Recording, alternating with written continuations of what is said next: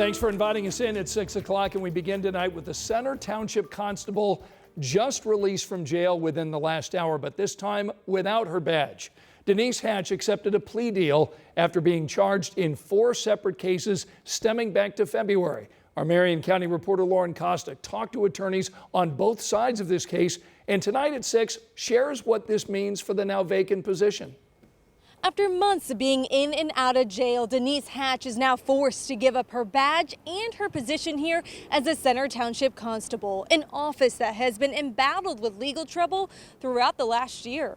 Less than 2 years after taking office, Center Township Constable, now a convicted felon and out of a job. It comes after Hatch pleaded guilty Tuesday to misconduct and gun charges in connection to multiple cases. One of those charges, a felony, meaning she can no longer serve in law enforcement. We think this was a great resolution.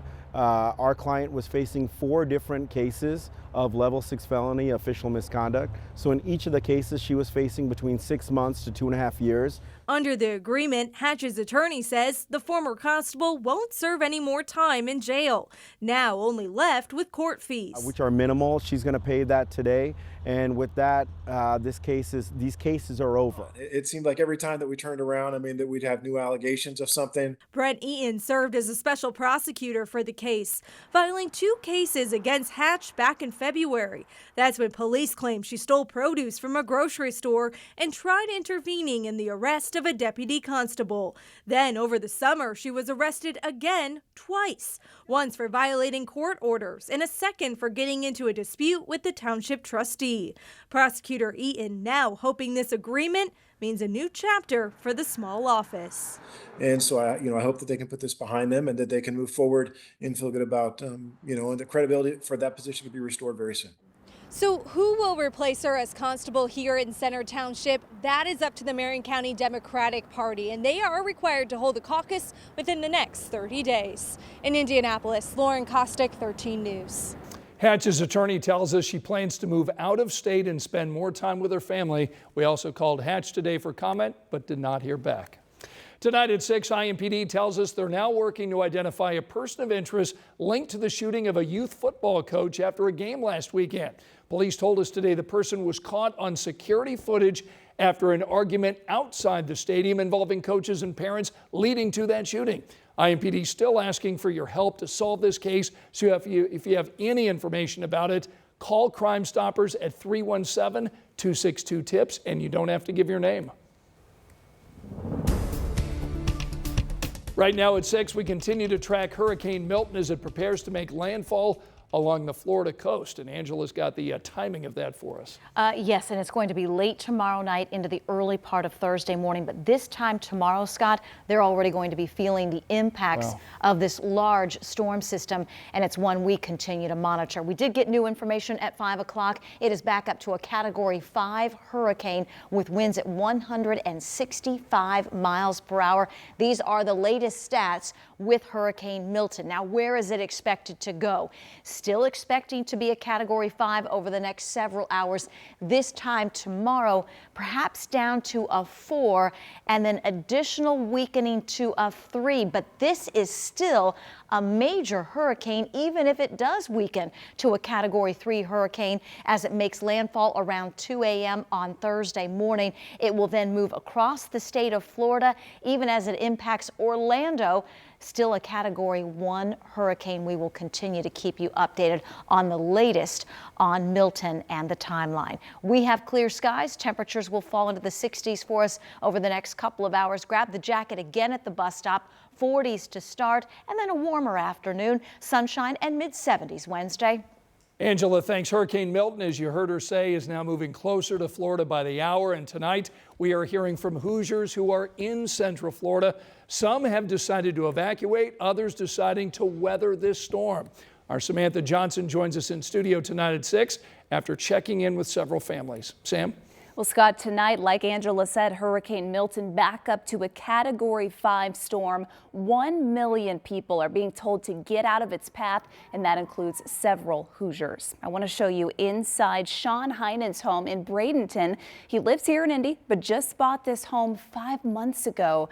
He spent 2 days preparing for Milton, and right now he's driving to safety, headed to Naples.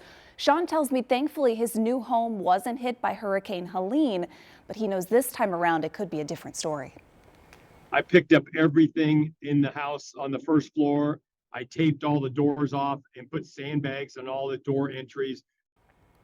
So take a look at this video out of Sarasota. Debris you can see here left over from Hurricane Helene. This will no doubt cause safety concerns once the winds really pick up from Milton in the hours and days to come. We talked to a woman from Carmel today who's now living there in Sarasota.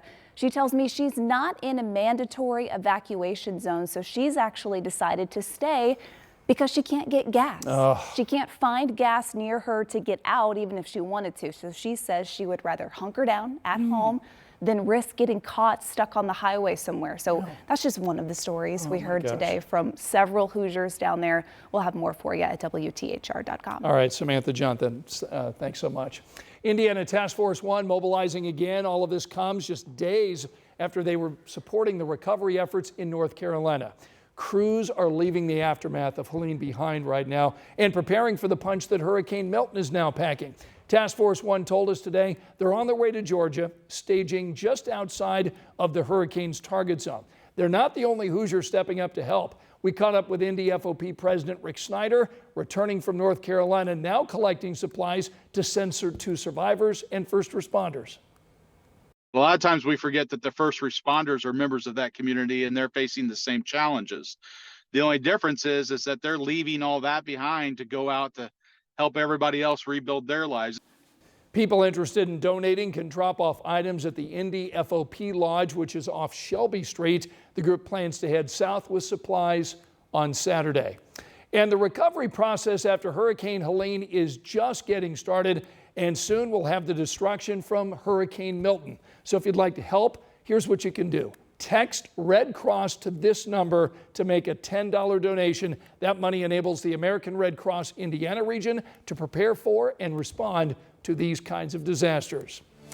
Tonight at 6, investigators tell us they are one step closer to finding the person responsible for setting several vacant homes on fire. Yesterday, we were telling you about the series of fires impacting homes along Hamilton Avenue near Rural in Michigan. And tonight, investigators are telling us those fires were intentionally set, and now they've identified a person of interest. Tonight, we are following up with police to find out who that person is and whether any arrests have been made. Tonight at 6, the Wayne Township Fire Department is investigating what sparked a fire at an apartment complex on the west side.